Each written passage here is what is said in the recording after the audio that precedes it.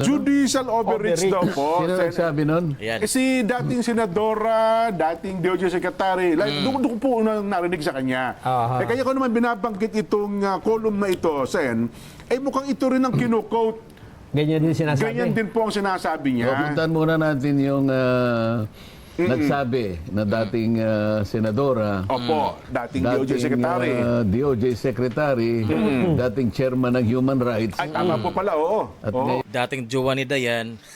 ay na-elect yata sa party list na congresswoman. Yes po. Alam mo, dapat magpasalamat siya sa Korte Suprema dyan at medyo mabait ngayon, ano, Korte Suprema. Ang ganun ho ba? Oo. Para pagsabihan mo ng judicial overreach ang kataas-taasang hukuman,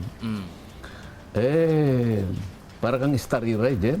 You know? Ang ganun ho ba dating doon? Bakit mo pagsasabihan yon? Sino ka?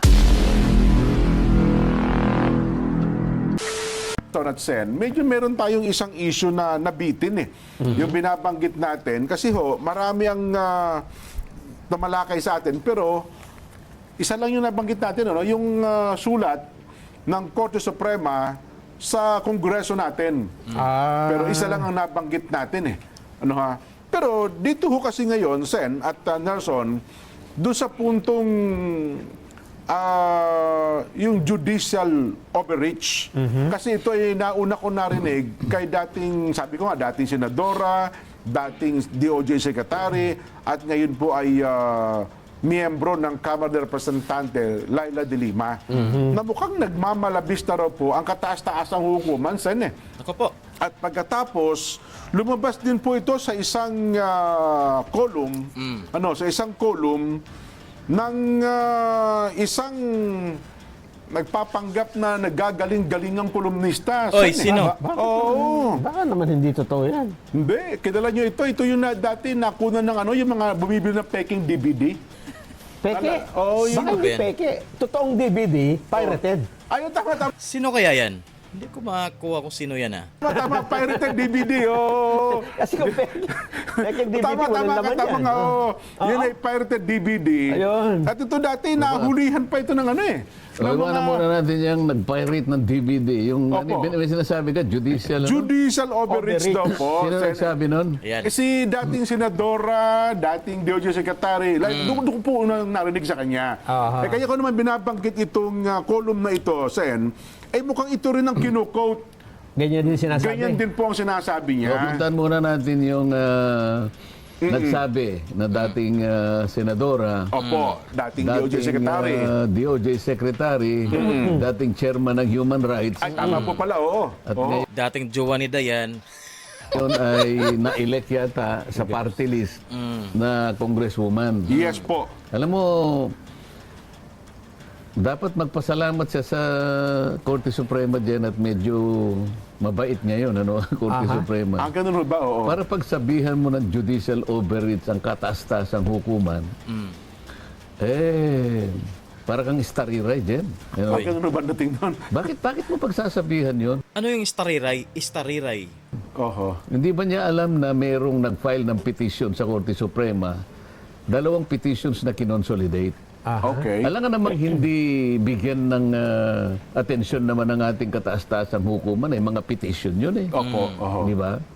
So sabi lang naman niya, para sa ganun madali ang aming trabaho, marisolba kaagad Opo. itong mga petition na inilagak sa amin.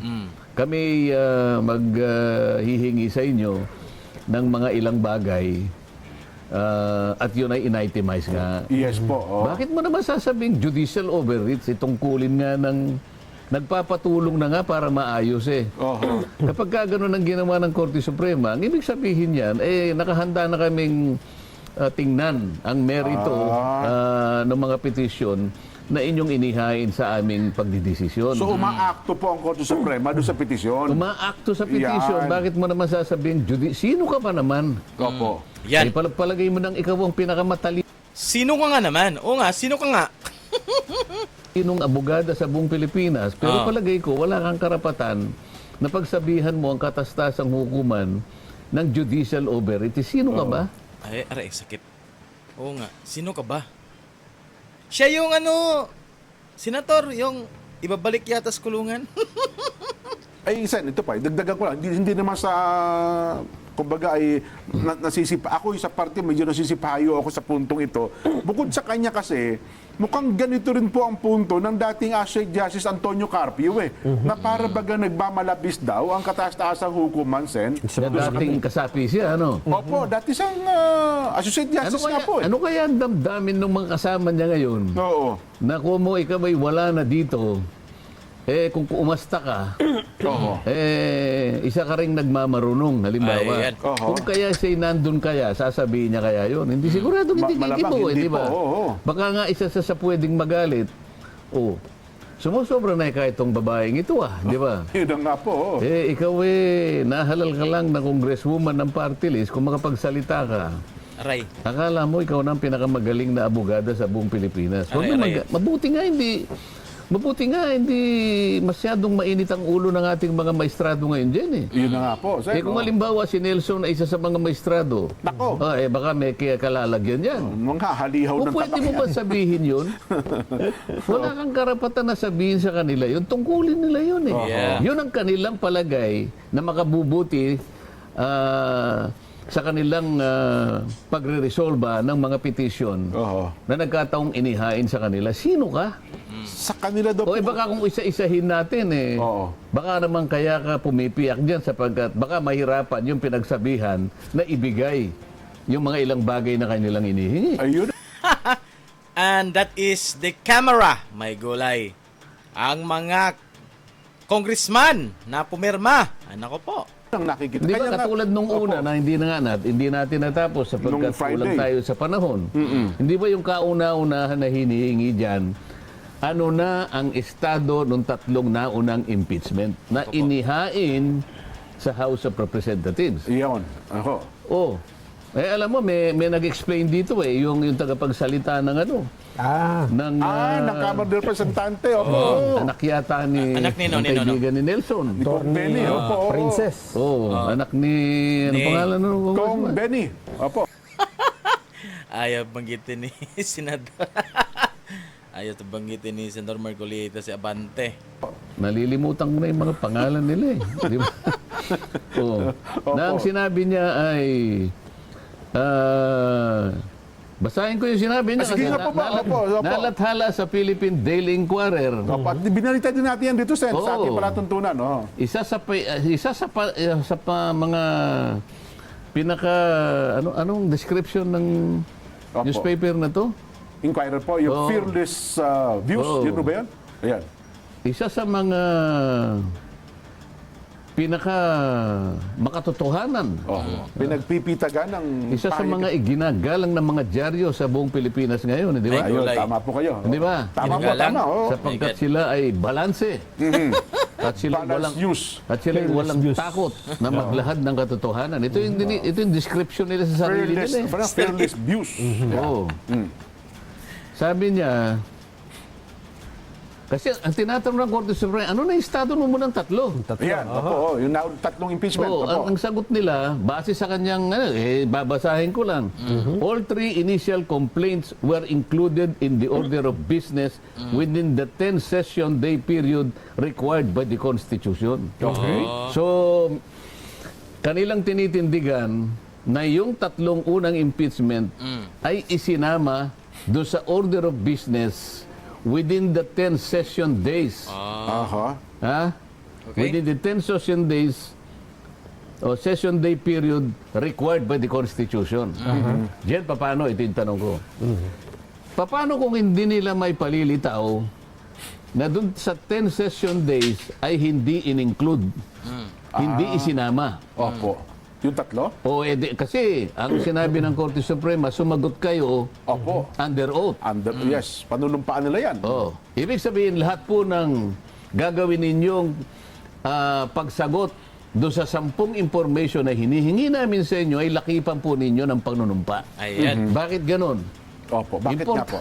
Importante kasi na tayo magtapatan sa isa't isa Ayan. Yung walang kasinungalingan. Oho. Sinabi niya rito, all three initial complaints were included in the order of business within 10 session days as required by the Constitution. Okay. So ang tanong ko, halimbawa, paano kung hindi nila may palilitaw Yeah. na doon sa 10 session days ay hindi nila isinama Yan. doon sa order of business? Opo. O hindi ngayon, pupwede sila ngayong makontempt. Ayan. Yun ho ba yung ibig sabihin? Kapag ka may panunumpat, nagsinungaling kayo, dapat wala nagsinungaling, Doon pa lang makokontempt ka na eh. Halimbawa, May tulong pala yan. halimbawa tinawag siya doon, ano? opo. Bakit mo sinabi na yung tatlong unang unang impeachment complaints na hinihingi namin sa inyo ay Naisama. ibigay mo yung estado, bakit sinabi mo na lahat sila ay naisama doon sa order of business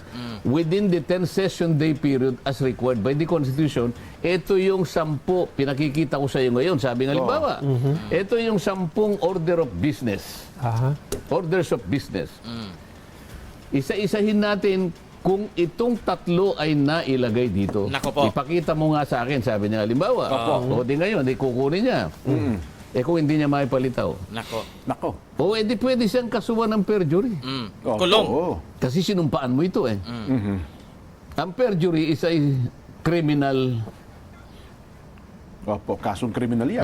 isang Criminal kasong case. kriminal. Kaya nga sabi ko, magpakaingat tayo dito. Oh. Oho. Pagkatapos sabi na naman niya, the fourth complaint signed and verified by more than 1/3 of House members effectively constituted the articles of impeachment and was transmitted directly to the Senate, rendering the earlier complaints moot.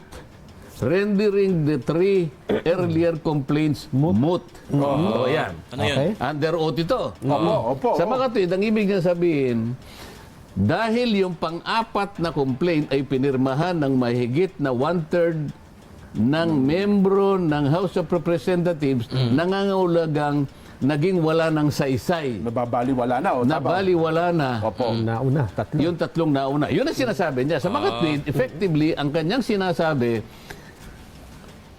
Sir, Madam, sabi niya sa Opo. Supreme Court, ito po ang estado ng tatlo.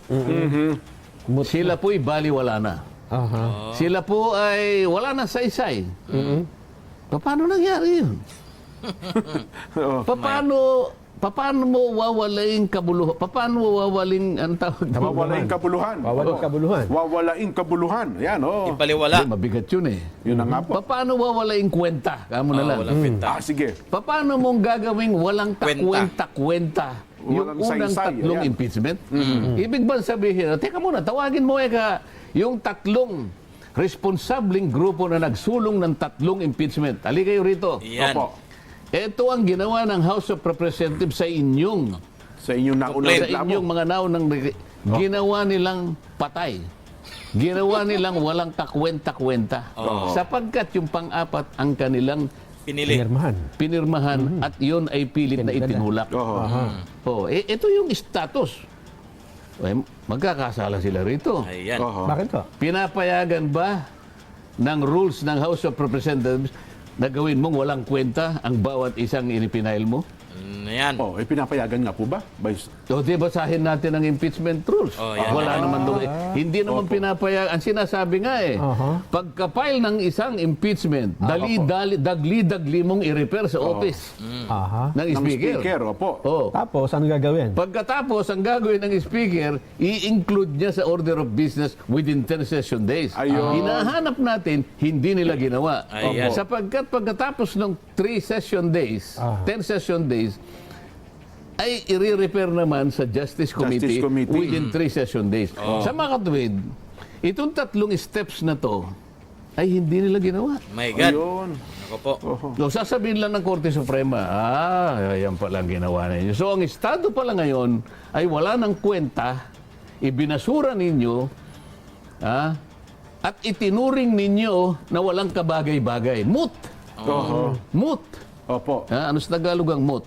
Yun na nga po. Wala nang kabagay-bagay. Hindi, bigyan pa natin ng ibang ano. Para lang maintindihan ng mga Wala kabayan nang nila. saysay. Walang silbi. O, ganon. Napawalang bisa. Ano Walang pa? visa. Ah, Walang kwenta. Ano pa ba? Gusto ko maraming synonyms. Oo. Wala nang kabuluhan. Oh, Bulok. wala ng kabuluhan, walang saysay, walang kakwenta-kwenta, wala ng bisa. Walang visa. Ito ang estado ngayon nung tatlong naunang complaints. Yun ba ay pinapayagan ng rules of impeachment ng House of Representatives? Ayan. Parang pinapayagan sila kasi gano'n ang ginawa nila eh. Hindi sila pinapayagan. ganun Ganun ba? lang ginawa nila. Ibig sabihin, sasabihin ng korte, nahuli ko kayo ngayon. Yan. Nako. Oo. Oo. Bakit? Nung bang magsulong ng impeachment yung isang grupo Oo. noong December 2? December 2 ito dyan, ha? Oo. Na-anticipate nyo na ba? Nahulaan nyo na ba na mayroon pang fourth impeachment na mangyayari? Ayan. Oo nga no. Oo. Parang may hinihintay kayo, parang gano'n ang Kaya dating nga, eh. unang-una tinatanong ko, bakit? Sa palagay nyo ba, nung merong maghain ng December 2, isa man sa inyo naisip, hindi, meron pa pang-apat eh. Kaya huwag nyo munang gagalawin. Ah. So, ang tanong ng Korte Suprema sa inyo ngayon, meron ba kayong discretion? Meron ba kayong kapangyarihan na hintayin nyo muna yung pang-apat bago nyo galawin yung una? Ayan. At saka yung pangalawa, at saka yung pangatlo? Nako. Dito pa lang eh. Ito nga yung sinasabi ko sa iyo. Nasa una pa lang tayo, yung estado pa lang eh. Wala na. GG na. Pagkatapos sasabihin, judicial overreach. Alam mo kung bakit nila sinasabi? Ayan. Sapagkat magkakapahiyaan dito eh. Yan. Okay. Ang ginagawa nung sinasabi mo kaninang dakilang babae Opo, Oy. opo.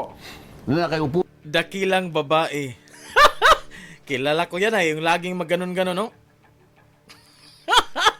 Dakilang babae. From the first letter D. sa maraming tubig. Sa Babylon. Si Nelson lang ang nakakialam. Nakalihim po Ay sa... upang salagin. Opo. Upang sa ganon ay kanyang depensahan ang isang bagay na kahit kailan ay hindi may susumite ng House of Representatives. Ayan. Sapagkat dito matutukoy mo ano na ang estado. Yan. Dito lang tapos na eh. Tapos Oo. na. So A pa lang yan, Sen. Tapos A na- pa lang ito. Hanggang kay yata yan. So, di A ba? pa lang. May PCDF. Pagkatapos nagkukomplain yung gumamit ng pirated. Yan, ito. Oo, yung pirated na DVD. Kasi sabi niya sa kanyang artikulo, Sen. Oo, ano sabi? Noong humingi daw po ang Korte Suprema sa Kamara ng paliwanag tungkol sa proseso ng impeachment, laban daw po sa pangalawang Pangulo, aba, ay para anyang pumapabor ang Korte Suprema sa Senado kumpara daw po sa Kamara de Representante. Yun ang kanyang hinuha. Paano pumapabor? Yung notice na yun, directed sa kanilang dalawa. Yun na nga po, oo. Ang sabi ng Korte Suprema, sinabi niya to House of Representatives and the Senate, di ba? Dalawang kapulungan ng Kongreso ang kanyang binigyan ng order Opo. requiring both of them to submit the following under oath. Paano In other words, same lang naman ang order ng request ng Korte Suprema sa dalawang kapulungan, Senado at saka Kamara. Paano may favor ang Korte Suprema sa Senado? May gulay. paano pinoproteksyonan ng Senado? Para daw po, ituloy ko sana, para daw kasi sinasabi ng Korte na hindi marunong magbasa ang mga halal na opisyal natin para sinasabing para mga robot lang sila, walang isip o Hindi, kaya doon muna tayo sa dinidepensahan. Oo, kasi bigla na lang silang magsasalita, marunong silang magsulat pero hindi nila iniintindi kung anong kanilang sinusulat. Yun na nga po. Paano ang dinipensa ng Senado? Ayan. Sa tingin ko, dahil ang Senado wala nang kailangan gawin, dahil na sumagot sila, tama sila, sabi ko nga sa inyo. Sabi ng Senado, kagalang-galang na kataas-tasang hukuman, sorry po, kami po ay hindi na makakapagbigay ng inihingi ninyo sapagkat wala po kaming kinalaman sa lahat ng mga inihingi nyo sapagkat yan lahat ay galing po sa House of Representatives. Ang totoo po niyan, sabi niya, nung isuli po namin yung articles of impeachment, yan din po ang inihingi namin sa kanila. Kaya kami po, wala pong kinalaman diyan sa mga, katulad po niyang inihingi, ano po yung estado ng unang impeachment. Hindi naman po sa amin ibinigay, yan ay sa kanila po eh. Paano po namin may sasubmit yan? Kung yan po ay nabasa nila, ay hindi naman po kami ang magbabasa. Membro po na pumirma dyan, na 215 sila po magbabasa, hindi po kami. Sabi ng Senado. Yung pong inihingi po ninyo na kung lahat ng pumirma na yan ay binigyan ng ebidensya at nabasa nila, na-appreciate, hindi rin po kami yun eh. Sila din po yun. Oho. Yun lang ibig sabihin ng Senado. Kaya akala mo kinakampihan, sabi niya, hindi po. Ayun. Ang Senado ay walang kakayahang magbigay niyan sapagkat wala sila niyan. Correct. Lahat ng inihingi nandun sa House of Representatives. Klaro. O, puntahan natin yung sinabi niya uli. Ano sabi niya? Walang kakayahan. Ano? Para daw lumalabas na yung Kongreso ay walang kakayahang, hindi nakakaintindi ng kanilang binabasa at para daw robot at para daw po na-hypnotize na basta na lamang pumirma doon sa complaint. So ang ibig niya sabihin yun parang binibigyan ng parang pinatatapang lahat yan 215. Tama ito Bakit kinakailangan kaming, ba't kailangan pa tayong kuhanan ng kung ano-ano kung binasa natin o hindi? Bakit? Tayo ba just? Halimbawa, ganun di ba? We're just to. Hindi ba Basta-basta lang? nila dapat sabihin naman na kaya naman nating basahin? Yung pa ba naman kailangan nilang usisain sa ating kung tayong isa-isa nating binasa ito? So parang inaapuyohan ngayon ng 215, di ba? Yun daw po yung judicial overreach. So, Ba't yun ang pinapakialaman nyo pa yung katalinuhan ng mga paano? Ito sasabihin ko sa inyo. Bakit hindi ganun ang gagawin ng Korte Suprema? Kapag ka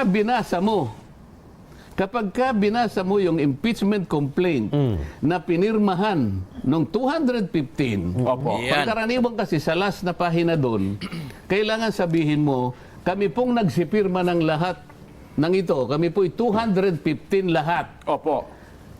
Bago po namin pinirmahan ito, binasa po namin. Okay. Pagkaraniwan kasi sinasabi mo yun Opo. tingnan mo yung kanilang impeachment complaint kung merong sinasabi na isa man sa kanila ay binasa. Ayan. Ang nakalagay doon, pinirmahan po namin. Opo. Yun lang. Pero hindi nila sinabing binasa po namin. Mahalaga yun Totoo. Ngayon, ang Korte Suprema, nakita niya, teka muna, nakalagay nga rito, pinirmahan nila. Aha. Pero wala man lang isang nagsabi Na na binasa nila. naintindihan. O kaya nila tinatanong ngayon. Kasi kung nakalagay doon, binasa po namin at pinirmahan namin. Hindi na sila tatanungin ng Korte Suprema. Kasi nakasulat Oo nga. Bakit sa mga gumagawa ka ng affidavit, di ba? hindi ba? Nabasa ko po ito. Opo. At naiintindihan ko po. Ito, pinipirma ko yung tingnan aking mo, pangalan. hindi nila sinabing nabasa nila. Pagkatapos sasabihin niya, judicial overreach. Sila mismo hindi nila tinignan na sarili ng complaint. Ayan. 215. Magagaling lahat yan siguro dyan. 215 members of the House of Representatives. Meron silang labing isang prosecutors. Opo. Puro abogado yan. Magagaling lahat yan dyan. Talagang mga mga anong tawag doon? Di Campanilla. Di Campanilla, abogado. Hindi lang kampanilya, kampana yan. Kampana. Lalaki. Talagang magagaling yan. Opo. Meron pa silang legal department na napakaraming mga abogado niyan. Palagay ko hindi lamang siguro sa kabuuan ng House of Representatives siguro nakakalat sa maraming departamento ng opisina. Baka hindi lang 50 ang abogado riyan. Totoo po. Ibig sabihin, wala man lang nakakita na dapat sinabi po ninyo na nabasa po namin. Nakita sigurado niya ng Korte Suprema. Ngayon sinasabi, ipaano po namin kung nabasa po ninyong isa-isa. Kasi palagay ko nakita na ngayon sasabihin mo, judicial overreach. Nabasa yan nung nung sinasabi mo kaninang dakilang babae. Ay, tsak po yun. Na nakaupo sa maraming tubig. Dakilang dilema. Pero ang sagot dyan ni Princess, Ang sagot. gaya ng nakalagay dyan. Bakit? Parang ganito ano ko lang, i-record ko lang. Idadramatize mo lang, Parang, bakit nyo pa kami pakikialaman dyan? Hindi naman yan sinasabi sa konstitusyon kung paano dapat na permahan yan, kung kailangan bang basahin yan, kailangan bang maintindihan. Wala naman daw sa konstitusyon yun, Sen. Yan ang sagot niya. Kinakampihan mo ba yan? Hindi. Dramatize ko lang. Yun daw ang sagot. Yun daw ang... Bakit kinakailangan mong hanapin sa Constitution? Yung Constitution ba, lahat ng gagawin nyo, kinakailangan i-detail niya? Yun ang babalikan mo sila Opo. Bakit? Kayo ba walang sariling isip? Kailangan hanapan nyo lahat? Kaya ang Constitution ba, halimbawa, pag sinabi, magluto kayo ng sinigang. Sasabihin ba dyan pati lahat ng lahat ng Ricados. anong Ricardo, lahat ang sahog na ilalagay mo, kinakailangan ba sabihin pa ng saligang batas? Common Hindi sense ka ba na. marunong magluto ng sinigang? Oho. Pag sinabi niya magluto ka ng sinigang, alam mo na ang gagawin mo. Yeah. Tama. Anong gagamitin mo? Kawali? Hindi. Kaldero. May inherent ka dapat. Di ba? Oo. Ihawan. Anong klaseng pangangatwiran yan? Itinatago kasi nila eh. Kaya nila sinasabing judicial overreach. Ayan. May makikita ka na dyan eh. Oho. Ang dami ng mali dyan. Bakit Ayan. hindi mo na lang sabihin ang totoo? Oho. O, nabasa po namin. Okay. Under oath ito ha. Opo. O, pinirmahan po namin, nabasa po namin, binigyan po kami lahat ng kopya at lahat po ng kopya ng mga ebidensya, binasa po namin lahat. O, pirma. Pagkatapos lilitaw, hindi totoo lahat yan. Nako. O, contempt kayo lahat. Kulong. Oho. Perjury lahat yan. Ayan. Nako, Pumirma na hindi naintindihan. O, kaya nga. Kasi hindi nila binasa. Walang nakalagay doon sa kanilang complaint na binasa nila. Oho. Ang punto daw, sabi naman ni Associate Justice Carpio, bakit ba kinu-question pa ng Korte Suprema yan? Hindi pa ba sapat yung pagkakapirma nila? Pinatotohanan nila, totoo yung paratang batay sa kanilang kaalaman at dokumento. Nasaan yun? Oh. Nasaan yung Ayan. pinatututuhanan base sa kanilang personal na kaalaman? Nasaan? Oho. Yun ang itanong mo. Oo nga, no? Yan ang Justice itanong mo Carpio. dyan sa Oh. retiradong Associate maestrado Justice. ng Korte Opo. Suprema. Saan bahagi ng impeachment complaint nakasulat Ayan. na bago nila pinirmahan, ina-attest nila na meron silang personal na kaalaman. Oho. Nakalagay ba dyan? Wala. Meron na akong kopya, kaya wag na tayong magbulahan. Meron po akong kopya. Kaya kahit ano pong gawin ninyo, yung kopyang ibinigay na po sa akin ng Senado na sa akin po. Ayan. Oho. Original po yun, ang pinagkunan lahat. Kaya ako po alam ko ang sinasabi ko. Ayan.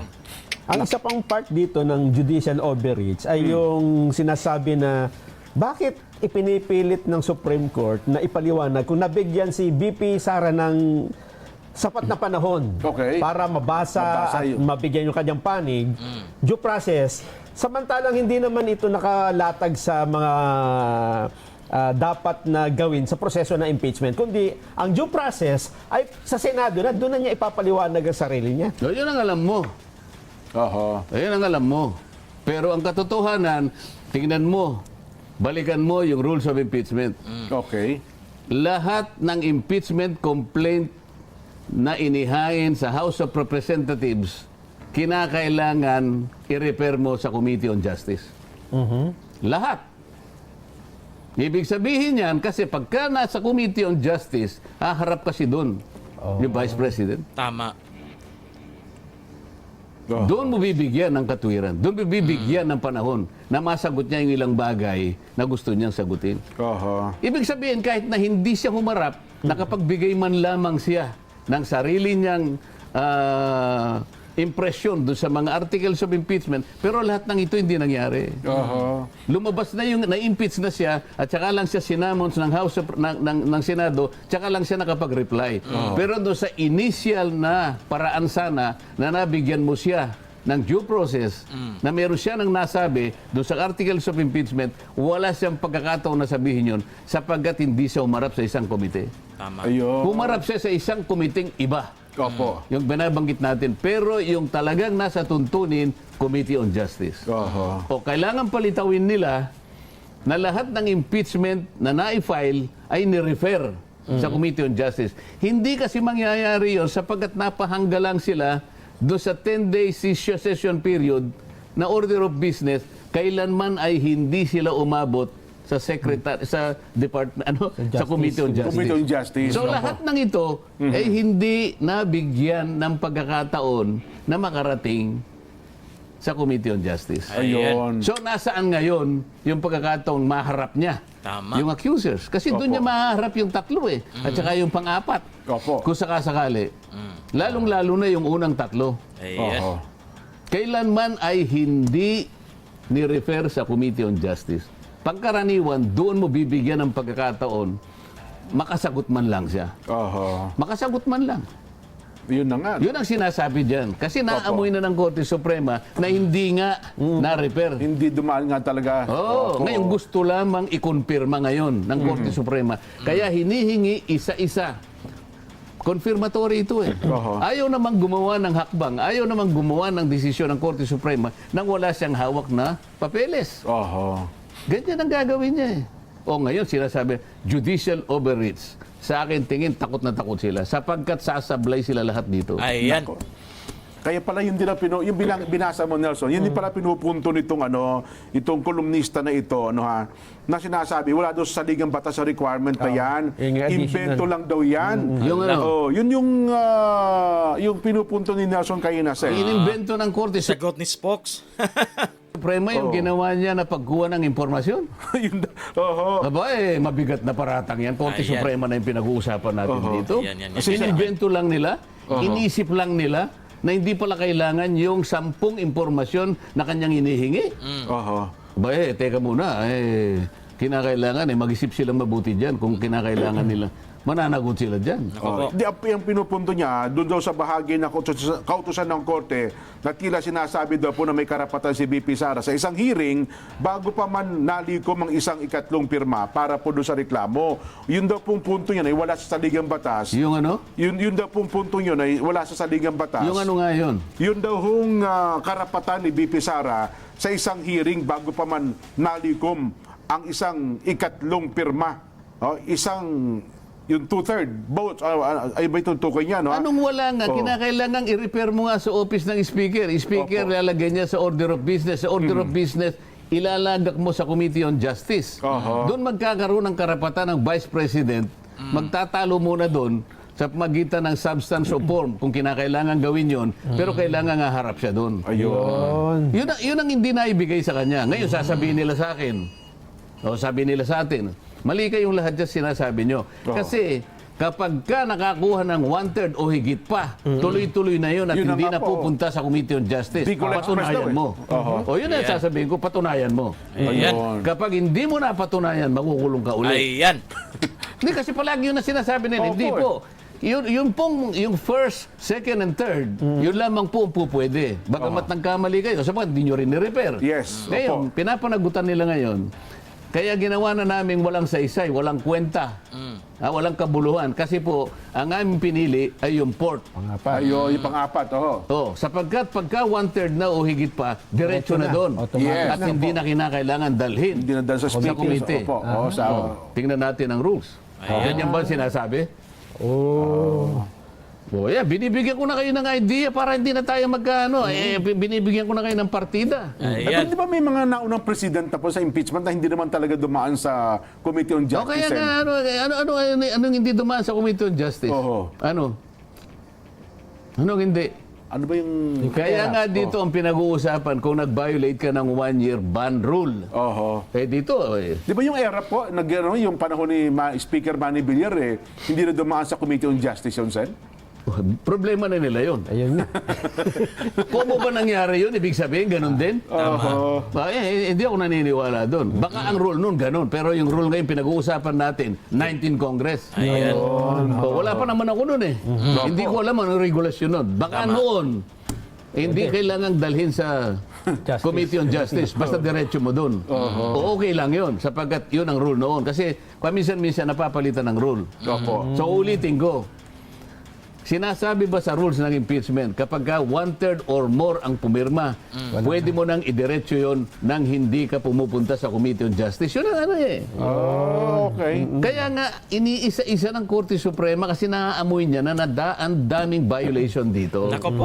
So yun lamang sagot doon sa anong nangyari sa unang tatlo, pinatay po namin. Ibig sabihin, violation ng 1-year ban rule. Ayan. Kasi kung hindi mo kung tinuloy mo yan, walang fourth impeachment complaint. Yun na nga po, Oh. Kasi kung yung unang tatlo, dinara na kagad. Yung dinilig. naunang dalawa, may mali na doon eh. Pang-apat pa to, di lalong mali. Nako. Yun. Nako. Yun naman tinatanong na, may discretion ba ang House Secretary General Oo. kung kailan niya ipapasa sa Speaker of the House? Wala. Yeah, Ang wala. sagot dito ni Abante, Oy, yan. huwag niyo na kaming pakialaman. Oo. Yan. Kasi nga hindi niya masagot yun. Yan ang sinasabi ko. Ang sagot niya dito, exclusive na internal deliberative function namin yan. Ayun. Hindi ba, bakit sasabihin mong exclusive deliberative function nakalagay nga sa rules of impeachment? Oho. Nako. Nakalagay. Ba't kapag gumawa ng rule? Sabi nga ng Constitution natin, binibigyan namin ng layakan niya ang dalawang kapulungan, House of Representatives and the Senate, to make their own rules. Opo. Pinayagan na nga kayong gumawa ng rules, hindi nyo pa susundin. Ano ba klaseng? Ang ibig ba sabihin ganito, ang goal pala? Oho. So pwede nyo palang ibinbin, pwede nyo palang i-hold, ganun ba? Selective. Kung ayaw nyo, hindi nyo itutuloy. Pag gusto nyo, itutuloy nyo, ganun ba? Oho. Walang kwentang rules yan. Ayan. Yan ang nakikita ngayon ng Korte Suprema. Kaya iniisa-isa niya. Oo. So huwag nyo kaming pakialaman. Aba, mabigat na paratang yan. Korte Suprema ito. Ayan. Oho. Pa lang yung pinag-uusapan natin, ano?